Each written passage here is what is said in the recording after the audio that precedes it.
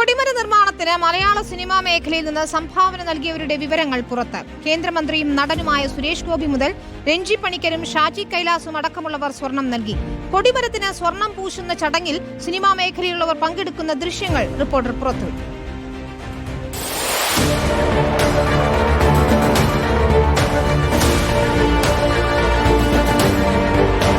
നടൻ സുരേഷ് ഗോപി, മകൻ ഗോകുൽ സുരേഷ്, സംവിധായകരായ ഷാജി കൈലാസ്, രഞ്ജി പണിക്കർ, നിർമ്മാതാവ് ജി സുരേഷ് കുമാർ, നടൻ സുധീർ കരമന എന്നിവരാണ് കൊടിമര പുനഃപ്രതിഷ്ഠയ്ക്ക് സംഭാവന നൽകിയത്. കൊടിമരത്തിന് മുകളിലെ വാജിവാഹനത്തിൽ സ്വർണം പൂശുന്ന ചടങ്ങിൽ ഇവരെല്ലാം പങ്കെടുത്തു. സുരേഷ് ഗോപിക്കും ഷാജി കൈലാസിനുമൊപ്പം ചടങ്ങിന് പോയത് ഓർക്കുന്നുണ്ടെന്ന് രഞ്ജി പണിക്കർ പ്രതികരിച്ചു. പണമല്ല, സ്വർണമായാണ് അന്ന് സംഭാവന നൽകിയതെന്നും പറഞ്ഞു.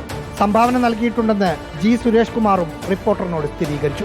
അന്നത്തെ അഭിഭാഷക കമ്മീഷൻ MSP കുറിപ്പ് സംഭാവന നൽകിയവരുടെ പട്ടിക ഹൈക്കോടതിയിൽ കൊടുത്തപ്പോൾ സിനിമാ മേഖലയിൽ നിന്ന് സുരേഷ് ഗോപി മാത്രമേ ഉണ്ടായിരുന്നുള്ളൂ.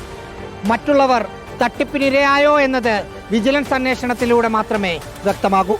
തിരുവനന്തപുരത്ത് നിന്ന് റാഹീസ് റഷീദ്, റിപ്പോർട്ടർ.